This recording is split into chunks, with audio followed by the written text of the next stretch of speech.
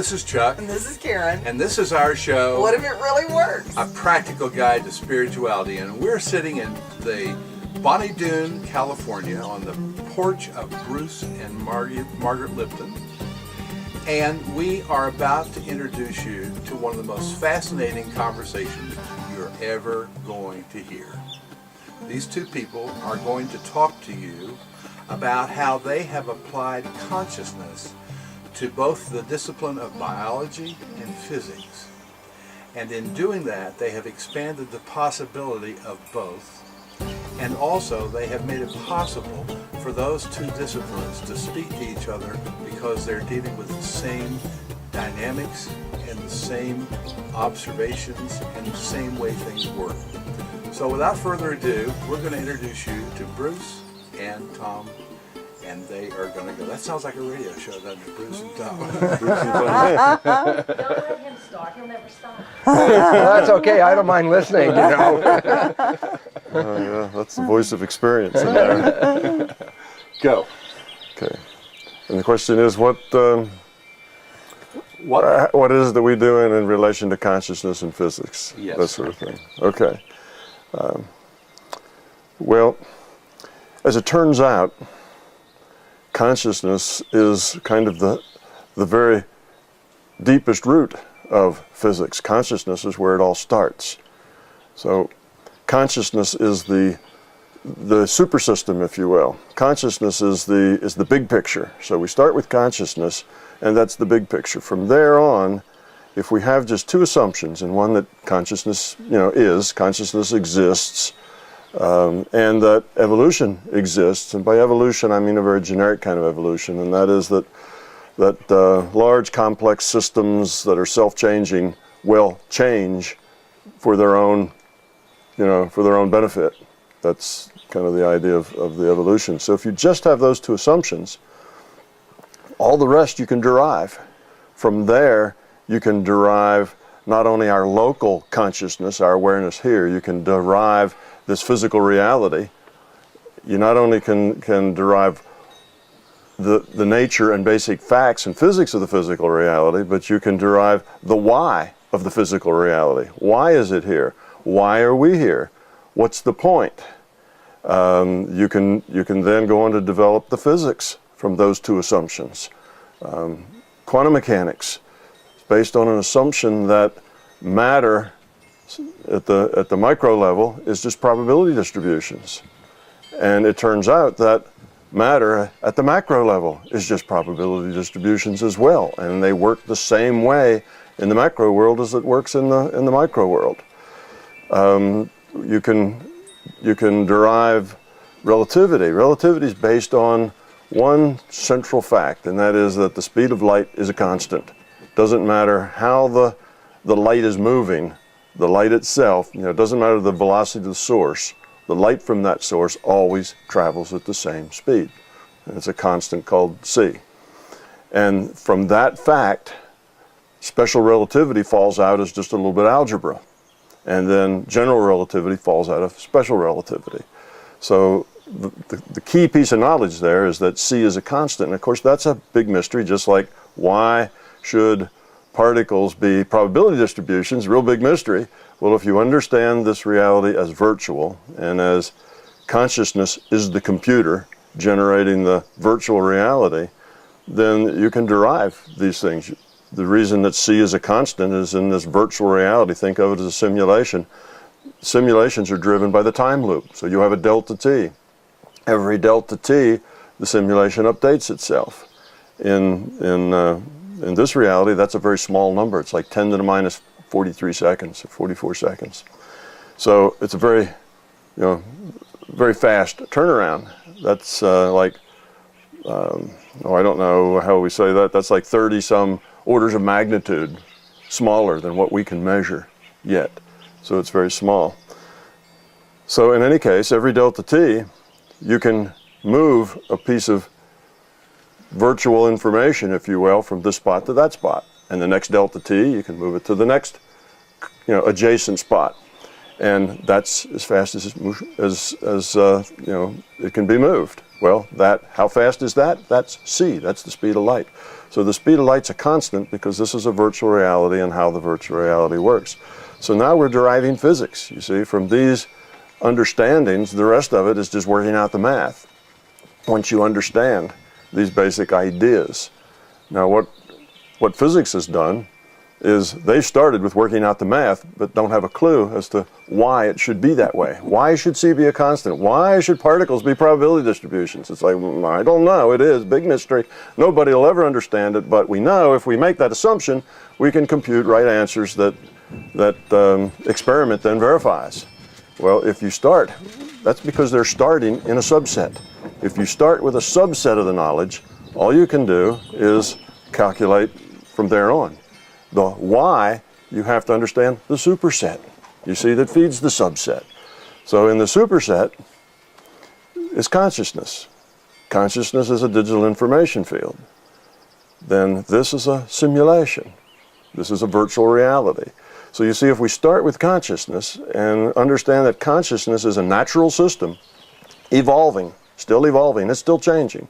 We're a part of that evolution.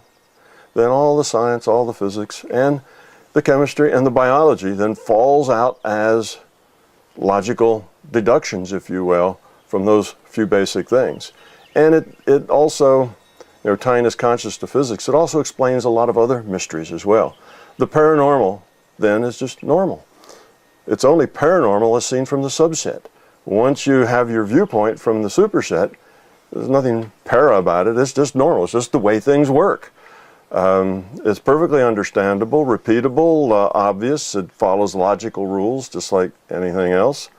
Look at all the work that's been done at Pear Labs, Princeton Engineering Anomalies Research. They have shown beyond any shadow of a doubt that mind affects matter. Mind changes future reality, and they don't know why. See, they're still working inside the subset. They only know that this happens.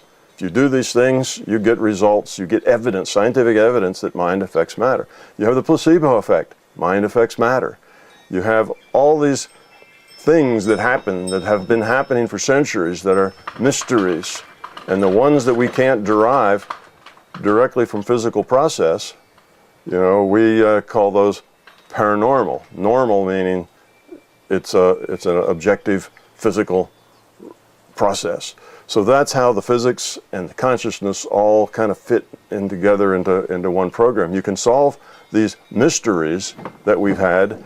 What did the Buddha mean when he said that this physical reality was illusion?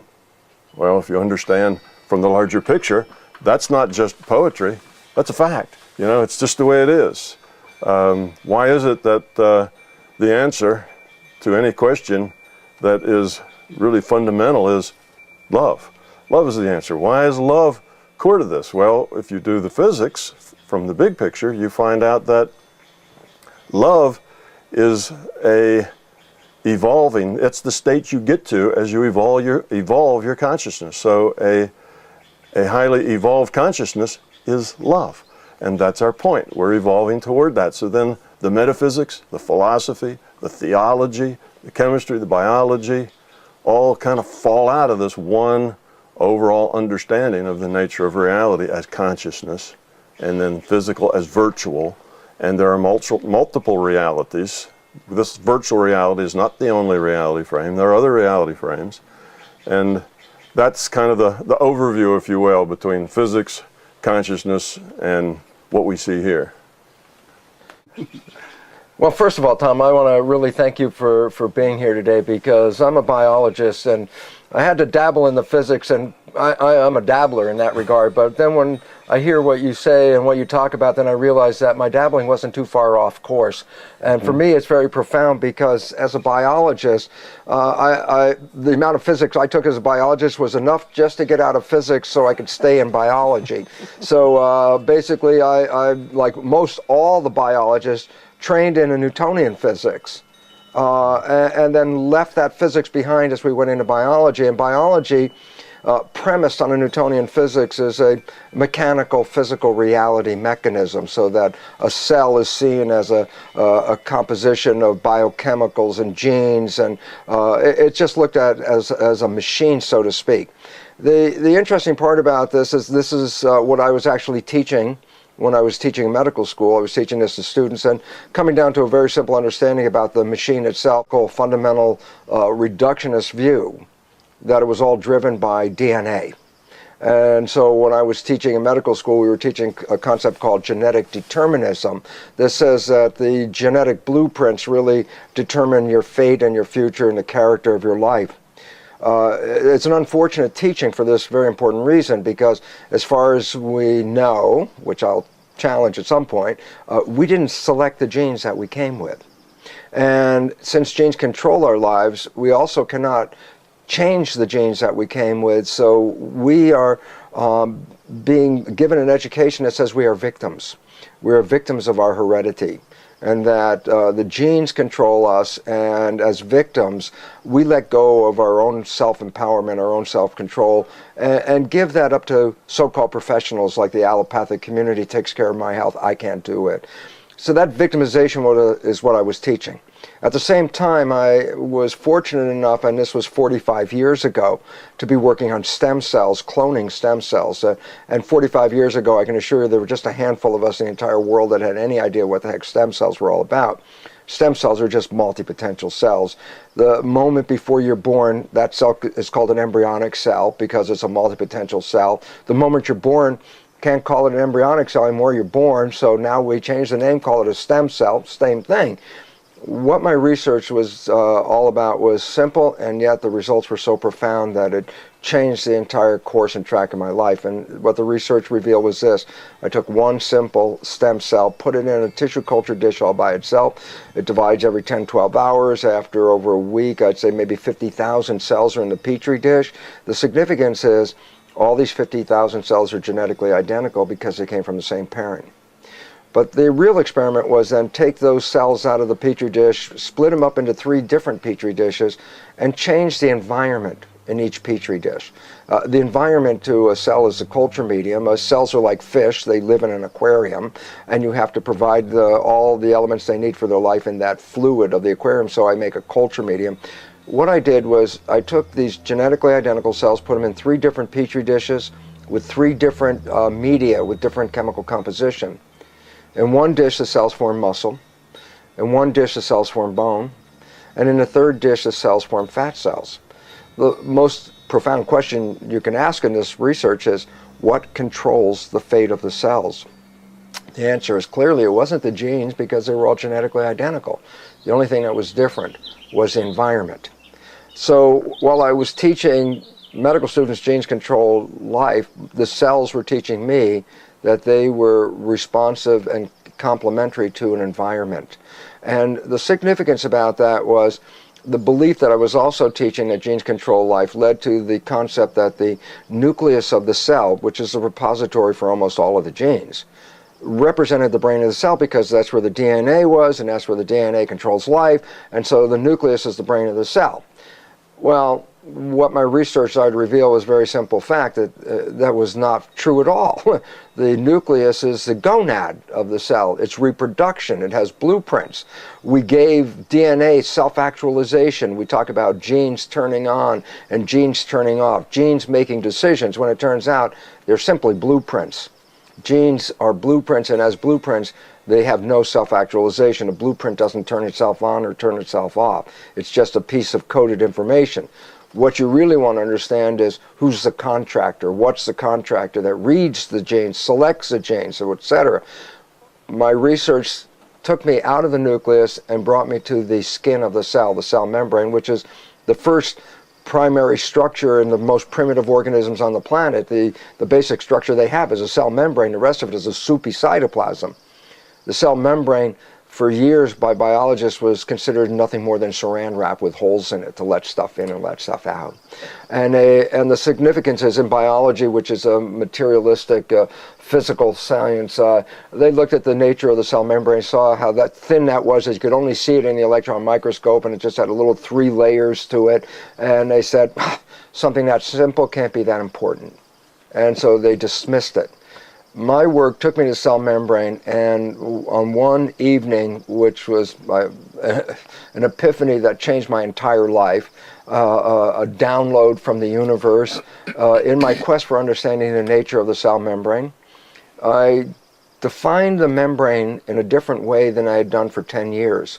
And on that particular night, I looked at the membrane and defined it as, and this is the biochemical terminology, the membrane is a liquid crystal semiconductor with gates and channels. The gates are called receptors and the channels are called channels. And the significance about that was, at first I thought, wow, what a coincidence. The cell membrane and a computer chip share the exact same names, terminology. But as I started to say, wait a minute, let's check on it, I started to recognize that comparing a cell membrane to a computer chip is not an analogy, it's something we call a homology, meaning its physical structure and its function of the cell membrane are the exact same thing as the physical structure and function of a computer chip. They are both exactly the same. Well, what was so profound for me at the time when I was recognizing this, I recognized, oh, the cell is a programmable chip. The nucleus is a disk with programs, the DNA genes, the hard programs. But the cell membrane was an access device to select the programs and engage the function of the system. So all of a sudden, when I started to look at the cell membrane as the cell, as the brain of the cell, it also then dawned on me, because I was typing on my computer at the same moment, and I realized the cell and the computer are the same thing, but the computer doesn't do anything unless I type on it. And all of a sudden I started to realize a cell has no behavior if it's disconnected from the environment. If you cut what are called the receptors off the surface of the cell, it's comatose. It just sits there, it does nothing. Once the receptors are back onto the surface again, which the cell will replace, the cell then expresses behavior. Simple understanding. The behavior of a cell is a reflection of the environment, and that the environment was what was actually involved with the cell membrane ultimately selecting the genes, and that the cells became a complement to the environment. Yet the most profound piece of it for me as a mechanical cellular biologist so focused on genes and chemistry and all that was, as I was at this very same moment putting this together and starting to get this big aha, the biggest aha that hit me and blew me away was the fact that no two people have the same identity. The identity meaning this: if Tom takes cells out of his body and puts it into mine, my immune system will say not self and reject it. Vice versa, I put my cells into Tom's body, his immune system says not self. And at this point I recognize, well look, cells have identity. And when the understanding of the cell membrane as a control came in, it also hit me that on the cell surfaces of each of our cells, or virtually all of our cells, there are a set of antennas, protein, glycoprotein antennas, that read environmental information. And actually a subset of these recognized by science are called self receptors, receivers of self. Of course they weren't thinking of it in that terminology, but what I started to recognize, oh my God, the self receptors distinguish one identity from another identity. If I remove the self receptors from a cell, the cell is generic. And I can implant that generic cell into any human because it's now just a human cell with no personal identity to it. If theoretically then I take my cell, take off my self receptors, my cell becomes generic. But if I take one of Tom's cells and then take his self receptors off and transplant them onto my cell, if I take that cell, my cell, put it back in my body, reject it as not self. But I take my cell with his surface receptors and put it back into his body, it's accepted as self. The significance was you transfer ownership and identity by a set of antennas. Well, conventional scientists, of course, only look at these antennas as physical molecules and say, oh yes, the physical chemistry of the receptor is responsible for the difference. It's like they missed the point. Receptors, by their definition, are receivers of information. That my cells pick up a different band of information than Tom's cells pick up. That my cells are picking up information from the environment. That's where the receptors are reading. And what hit me at that moment, as being a strictly materialist, physical biology guy, at that very instant I realized, well, wait a minute, if my identity is being picked up from the environment, then if my cell is here or my cell's not here, that doesn't make any difference to the existence of my identity. It's still part of the environment. And all of a sudden I said, oh my God, I'm not even in this thing. I am a signal being picked up and playing through this body. And this blew my mind, because the first thing says, well, immortality is a given. Why? It's the body that comes and goes, not the field information of my identity that's always there. And then I also realized that, oh my gosh, we can't go to Mars, but we really want to know what Mars is all about. So what do? We send up something called the rover. And the rover doesn't look like a human. It's a vehicle with wheels and all kinds of stuff like that, and it moves all over the surface. I say, yeah, but it's the equivalent of a human. Why?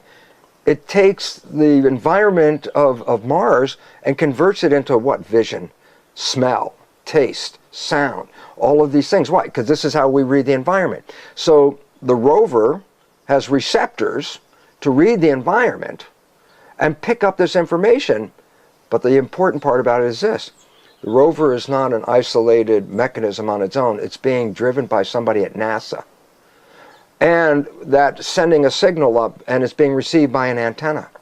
But it's not a one-way street, because the rover, in traveling around Mars, picks up the information from Mars and sends it back through the same antenna to the source. So the guy at NASA has an experience of what being on Mars would be like. Well, it hit me. I said, oh my God, we're Earth rovers. That we receive information, experience information, and then return it to the source. And it was interesting, because the biggest aha of all that came from my own cells. I asked a question to the universe, which then my cells answered. I asked a question when I just realized and owned I exist as a field energy, a spirit, whatever you want to call it, as information in the field. And I also exist as a body. My first question that came up in my head was, then why have both? Why have a spirit and a body? Why not just be the spirit? And my cells came up with this chorus that I just blasted in my head. And it was kind of funny, because I think they have Jewish heritage cells, because I asked them a question and they responded in a question. I asked, why have both? And all of a sudden it welled up, and the answer came and said, Bruce, if you're just a spirit, what does chocolate taste like? And all of a sudden I said, oh my God, it's the biology, which is all the receptor devices that translate my environment into sensation, which are then translated by the nervous system into fields and vibrational patterns, which are then sent back to my source. And I realized at that moment, I said, my God, we're here to experience this place, to touch it and smell it, watch sunsets and feel love and eat wonderful food and have all this. And I thought, wow. And then all of a sudden I said, yeah, but it's not just receiving information. When you have a body, you can be creative. We can come to this planet and manifest creativity. And we do this, we step into a virtual reality suit called the body. I step into the suit as a spirit. It communicates with me via just the same way the Mars rover is communicating with NASA, and I get to experience this planet. Beautiful part about it is, of course, I'm going off on all this stuff, and so, well, what the heck is that source that's being read? Well, the first thing is this: it's not physical. It's an energy source. And with more information that quantum physicists have provided us about the biology of proteins, which are the antennas, it reveals that they respond to environmental information through quantum entanglement, through constructive and destructive interference patterns, and all of a sudden it shifted me from my physical, mechanical world to try to understand this. Well, the part is, I'm not the physicist. My dabbling into the physics really came up with a support for all this. But then when I heard Tom say, yes, we come into this life in this virtual reality, I go, okay, we're talking the same thing. And what's so interesting about it is, exactly as Tom talked about, I saw this as a great video game, that I jump into this character. And what's really interesting is, because I mentioned earlier, I said, as far as we know, we didn't pick our genes. If you can go back upwards and say, what am I going to do when I jump into this character, is that I set up a script to run a show. And I set up a script by picking parents and picking my genes and picking all these things. It's sort of like when the video game started to get more complex. Not only were you a character, before you play the game, you say, well, it was like one of the military ones is usually say, well, before you jump in the game, you can have a choice of 4 rockets, 6 hand grenades, 3 of these things and those things. So you pick these things before you jump into the game. And once you jump into the game with those, then you have to play the game with what you just selected. So what I saw was, oh my God, we come in with a vision to learn something, to create something, to manifest something. And in that process, then we selected the genes, we selected our family, we selected all the aspects of this because you jump into the game. But then the problem is, once we jump into the game, we forget that we're the player of the game. We become the piece in the game. And then if you stay inside the piece, you lose the contact that you're far greater than the piece itself. And so the issue is being the piece, recognizing that we jumped in and we get programmed, and then we play out the program, leads to a very interesting and humorous insight. The movie The Matrix is not science fiction, it's a documentary. And it says that it's time for us to wake up. That we have bought other people's truths and other people's beliefs and manifested a world rather than coming with our own beliefs. Mm-hmm. And that when we give up our power to buy other people's knowledge, then we bought their reality and we manifest their reality. And why this is so important is when I try to tell people in the new biology, you are creating this life, and most of them go, I wouldn't create this, war, violence, all this kind of stuff. And I go, well, you're creating it, but you let go of creative control because you bought into other people's beliefs about that control. But I said, I bet you what, though, there was a time in your life where you probably fell in love. And when you fell in love, there was a period which I refer to as the honeymoon. A honeymoon is a period that in most people is exemplified by being in exuberant health, having tremendous energy, making love for days without stopping for food or sleep and all that kind of stuff. And that life was so beautiful in that honeymoon that you couldn't wait for the next day to have more experience like that in this honeymoon. And I said, well, was that tantamount to creating heaven on earth? And the answer is yeah. Then I say, that was not an accident. That was not a coincidence. That was actually an understanding when you operated from your conscious wishes and desires and overrode your subconscious programming. For the first time in your life, you actually empowered your life with your wishes and desires and created heaven on earth. That honeymoon generally comes to an end when you get so busy that you let go of that and you will get back into the automatic programming of your life, and that honeymoon seems to dissipate at that point. The fact was what? You created heaven on earth. All of us could do that every day of our lives. And so if we understood how we did it, we could, and understand, of course, why we lost it. There's then the understanding is that you could come back and then do this as a perpetual existence on this planet, to live in a state of the honeymoon, to be healthy, happy, and be so creative that you can't wait for the next day to have more. You've already done it once, and we can do it on and on. What we need is the information that Tom offers, because we have to say with more assurity, because as Tom also brought this up, the civilization that we live in is based on what is called materialistic scientism. And it basically says that we buy our truths in this civilization from science because we recognize them as the truth provider. Is it scientific? Oh, well, that means it's true. Well, we bought our truths from these people.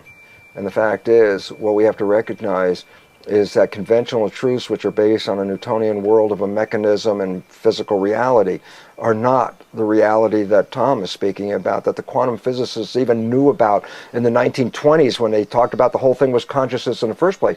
When the public understands Tom's message, when the public can take Tom's message, integrate it with my message, then what they've already done is recognize, oh my God, I'm an Earth rover, here to create, here to experience, and here to manifest the love, which is, I find from my biological pursuit, and which Tom finds from his physics pursuit, to still be the most fundamental element of both of these sciences. And when they come together and love manifests on this planet, we are already engaged in the next higher level of human evolution. Yes. So that's it. That's the end of the story. Okay, we're finished. But so both of you have provided the viewer with an understanding that the next evolution is not going to be getting another finger or losing a finger. It's going to be a shift in organization, which you would call. Well, it's information. That's entropy. That's lowering the entropy of the system. That's what information systems do. That's the criteria. If you look at a physical system and how it evolves, then it has to procreate, otherwise eventually it disappears, and it has to survive or it can't procreate. So those are the criteria in our physical system for evolving. In an information system, in a consciousness, the larger conscious system, the way an information system evolves is by lowering its entropy. That means by increasing the amount of information, better information, more useful information. In information theory, you have randomness. All your bits are random, no information. If you can arrange these bits in ways that mean something to you, then that's information. So entropy is a measure of disorder. High entropy, high disorder, more randomness. So here you have this larger consciousness system, this digital information system, and it's evolving, and its criteria for that evolution is lowering entropy, okay? Increasing the quality of that information. Then you get to the point, and you'll have to get this from a much longer talk someplace, and I can't do all that in a short time. You'll realize that the optimum, kind of the optimum low entropy configuration is called love.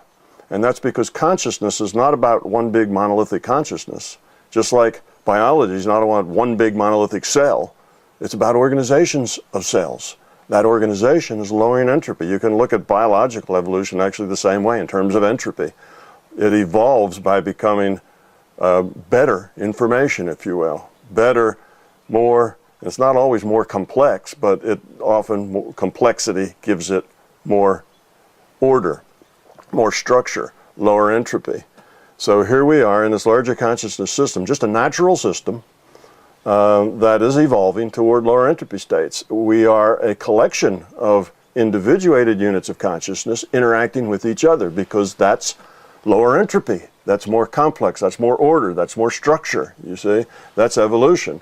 Now when you have it's become social, it's become an interactive thing, not just a big monolithic consciousness system, but a whole lot of individuated units of consciousness communicating with each other, all netted to each other. We are all netted to each other for the same reason. So when you have this community, the way you optimize the relationships of community is by becoming love. The opposite of that is by fear. Fear is the opposite of love. Fear tears apart, drags it down, does not build. Fear is not a constructive thing. Fear is something that pulls away. So we can look at this reality that we're in. Okay, what would a social arrangement based on fear look like?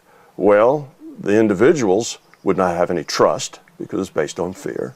If somebody got something that was better, a new idea, they'd hold it for themselves so that they could use it to their own best advantage. It's all, what about me? If you had a large collection of such individuals, what would you expect? You would expect they'd all be struggling with each other, trying to get more stuff, get each other stuff, because that's the nature of fear. It's all about me, fear, protect me. What about mine? Am I going to get enough? What if somebody takes my stuff? Well, now you have to have defense. And if you have to have defense, eventually you have a lot of entities together. You'll have groups of entities forming defense arrangements, right? We call those nations. And these then will fight with each other to keep their stuff or get somebody else's stuff. And eventually in this group, you would have probably, 5% of all the entities in it owning 95% of all of the value. And everybody else would be struggling to get by, because that's just the way this works. As you form these defense things, they get power in their own, and then there's control of that power. So look around us. What do we have? We obviously have a system that's primarily based on fear, because what we've got is what fear produces. But now look at the other side. Let's say we have a bunch of people and it's all love-based. It's not about self and what about mine and keeping mine. It's about other. Well, what can I do for you? How can I help you? Oh, I invent something that's really useful. Here, let me share it. You have time, or you have labor, or whatever your talents are, whether it's because you're big and strong, or whether it's because you are good at weaving. It doesn't matter. Whatever it is, we share it. We get along. I'll do this for you. You do that for mine. Now look at this group. What do they create in the long term? Well, they optimize. They optimize through the relationship of something that works for everybody. Nobody's trying to grab something to make sure somebody else doesn't get it before them or keep it away. Defense isn't an issue. There's trust. There's cooperation. So you see, that's how you can get to this idea that the optimal configuration of a group of sentient entities is love, that they interact with each other with love. So that's the low entropy solution. Okay, so if all these, that decreases the entropy of the system. It also decreases the entropy of the individuals. So the entropy of the individual consciousnesses is decreased, more order, more useful information. The entropy of the system, which is made up of the entropy, of course, of all the individuals, decreases. So remember, we started this with saying that is the criteria for evolution. So the system evolves rather than de-evolves, and it only has two choices. Large complex systems can't really stay in that astable state of evolve a little, de-evolve a little. You can do that for a while, but eventually it comes to two choices. You either evolve or you die. In information systems, die means you end up with, no information. It dissolves. It pulls itself apart. It loses its order and structure and meaning and significance.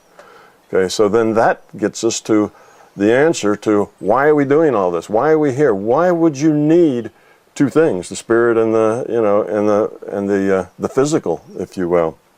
Well, this physical, of course, isn't physical. It's a virtual reality. Why? Because what we're here to do is experience. Just what Bruce said. This is our point. We're here in a virtual reality to experience. And what's the point of experiencing? So we can grow up. So we can lower the entropy of our consciousness. We're part of this larger system strategy to evolve, to not die. Okay? And so we're here in this experiential space. All experiential realities are virtual realities. Our dream reality is another virtual reality. What happens where you wake up after you die here is another virtual reality. If it's an experiential reality, it's a virtual reality. And there are hundreds and hundreds of virtual realities, some of them physical, appearing like this one because their rule set is tight. The rule set is the structure of how energy exchanges in that set, and that kind of defines how it works. So in this, our rule set is basically what science digs up, all the facts, the gravity and the biology, the chemistry. These all become parts of the facts of the rule set of this virtual reality. Every virtual reality has to have a rule set. Otherwise, the beings in a virtual reality, wouldn't know what to do or how to do it. There wouldn't be any structure to it, so it wouldn't be of any value. So you have these virtual realities where individuated units of consciousness go to have experience with a free will. Now, free will is really a simple thing. It's not such a big thing. Free will is just the free will to choose from among your available choices, available to you. Now, that doesn't mean all the theoretical choices you might have, because you might have 100 choices given a stimulus, but you may only be aware of 10 of those. Well, you have free will to choose one of those 10. That's all the free will you need in order to grow. Now, if you make a choice that is more toward being love, more toward cooperation, toward sharing, toward helping, toward it's about you, not just about me. You make a love-based choice rather than a fear-based choice, then you and the whole system evolves. If you make a choice that's, what do you have that I want, and how am I going to get it, and if I get it, how am I going to keep it, if that's the way you interact, then that's a fear-based choice, and you de-evolve, and the whole system de-evolves. So here we are, we're individuated pieces of this larger consciousness system.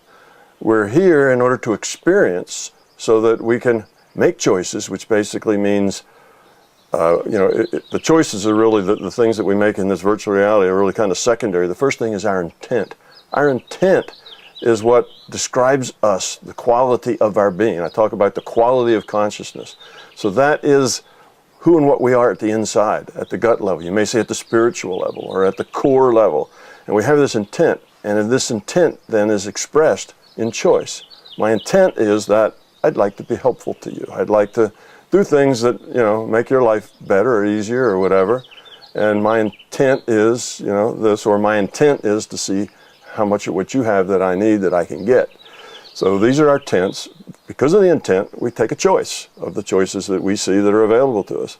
So free will can obviously be programmed in a computer, if you will, because all you need has some fuzzy logic, so it's not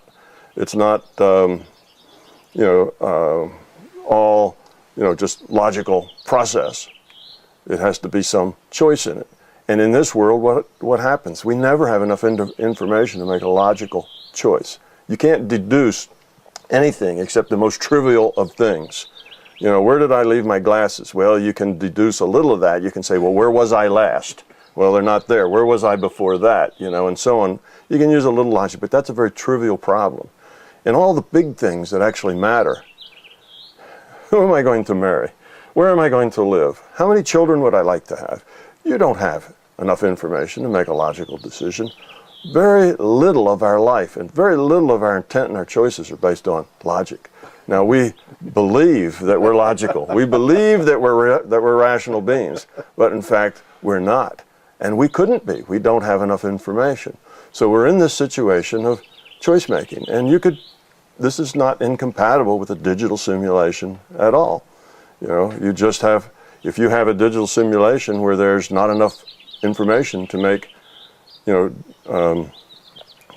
specific choice is the only one that's good, then you make these kind of fuzzy choices. Well, based on my experience, what's experience? That's all your input that you've gotten. Based on all my input, and based on the things I've done before and the way those have worked out, I think I'll go this way. You see, that's free will, and not incompatible at all with a digital information system.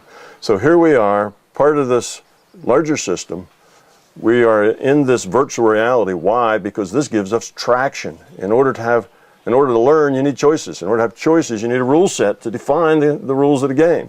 In order to have that, you need a virtual reality. Otherwise, you're just a consciousness interacting with a consciousness. Imagine 100,000 people all online in a chat room where there are no rules. What can you learn? What do you get out of that? What information can you take away from that that's useful to you? Well, none, really.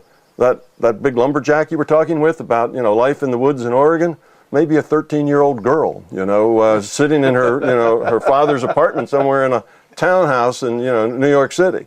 You have no idea about this information or the quality of it or where it comes from. And it's hard to get traction in that kind of a situation where there's the only rule is that you can receive and transmit. Here in this virtual reality, we have traction. We have feedback. We have you are a miserable person that's all about fear. You create a miserable environment that's all about fear. That's feedback. You're supposed to learn. So what are we here for? We're here to grow up. We're here to increase the quality of our consciousness. Why? Because we're part of a larger consciousness system and it's live or die. That's just kind of the way it is. So that puts a context then to your, you kind of question why is it like this? And what are we doing here? Why do you have these various parts? But as Bruce was saying, it all boils down to information. See, that's what virtual realities are. They're just an information system. When you talk about the World of Warcraft, all the information is in the server. These are just it's just on your screen is where the virtual reality is working. Well, our screen's a 3D screen in this virtual reality. Let's talk a little about biology then. What about our brain? And people see, well, our brain is somehow the transducer between this other field, and I would not say it's energy. It's information.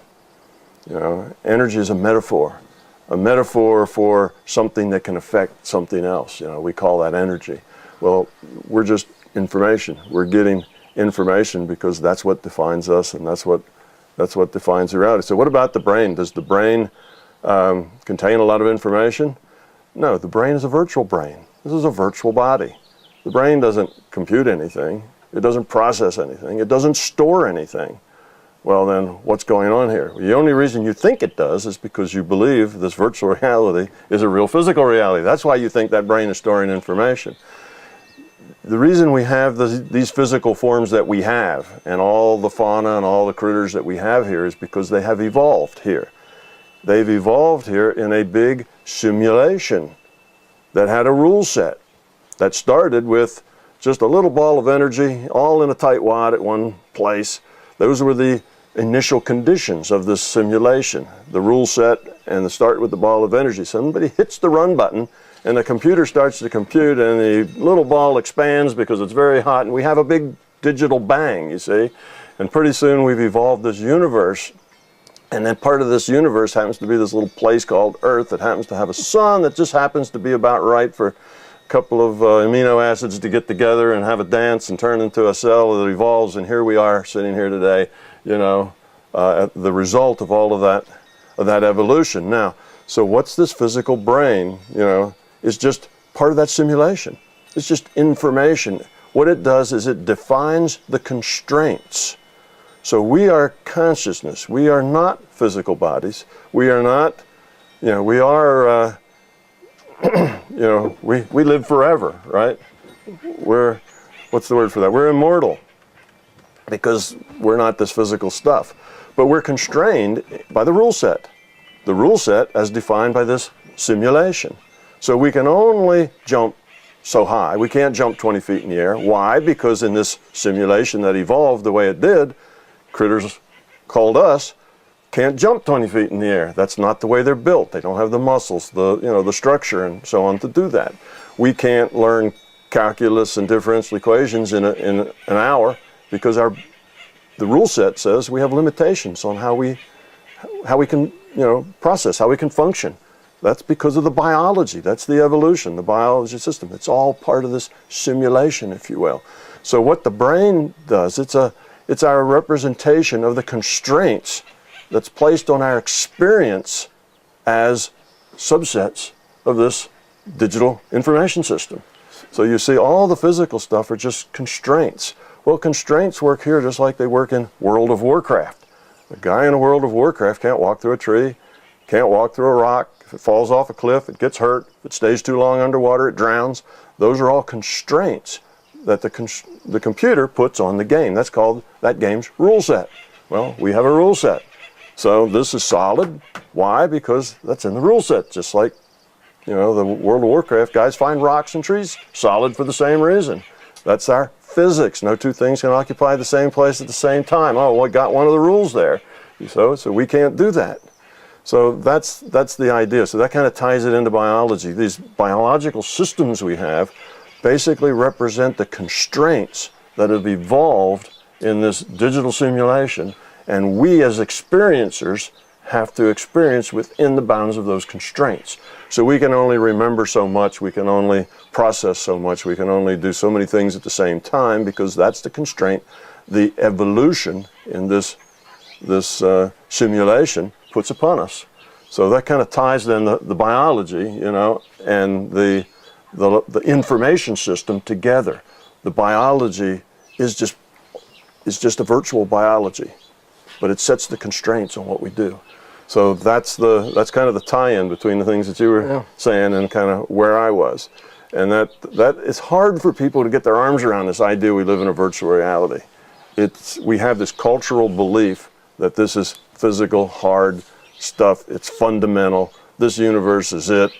There isn't anything outside this universe. Oh, there isn't? Well, what's this universe expanding into? Doesn't make sense if there's just this universe, and this universe is the root of all things that exist. What's it expanding? Well, it's not expanding anything. It's just a number in the simulation. It can expand, you know, you can take your computer and have a sphere, and you can make that sphere get as big as you want. It's not limited by the size of the universe. You know, it can just expand. Big Bang, where did that Big Bang come from? Where did that little ball of energy come from? Why was that sitting there and then suddenly let loose to expand? Where did that come from? Well, it couldn't come from this universe because our universe didn't exist yet. It didn't exist until that thing was there and expanded. So it had to come from elsewhere. Well, if we define physical as this universe, that's physical. It's our perception in this universe, then what we're expanding into and where that ball of energy came from then has to be non-physical because it's not part of this universe, right? So right away it's obvious that we're in a subset and that there is a superset out there that we call non-physical. That's, you know, this logic doesn't leave you any other, you know, explanation. And then once you understand that superset is just digital information, and science is coming to that conclusion all the time. You know, that's the same conclusion you came to with, it's just about information. These things are trading information. Information's at the core of everything. In quantum mechanics, they'll tell you that the very root core of the world is just information based on probability. So this larger system we're talking about is a probabilistic statistical system. It's not a deterministic system. You don't have to have a piece of data for every thing here, for every particle, for every state of every particle. Does not have to have a piece of data. That would be wasteful. We have to think of the system as being clever enough to have evolved to be efficient. It's a probabilistic reality. Why should particles be probability? The probabilistic, you know, that's the root. It's a probabilistic reality. It's non-physical, and they come into our awareness in a data stream, just like it does in World of Warcraft. Your character's getting a data stream that comes to your computer that puts out the image. Well, here's our computer screen. This is 3D reality. It puts out this image. We interact. It's a multiplayer game. So see how all that just kind of works out real well. You see, we end up with the exact same conclusions, and basically our difference is that we have different metaphors. You know, getting the brakes on here.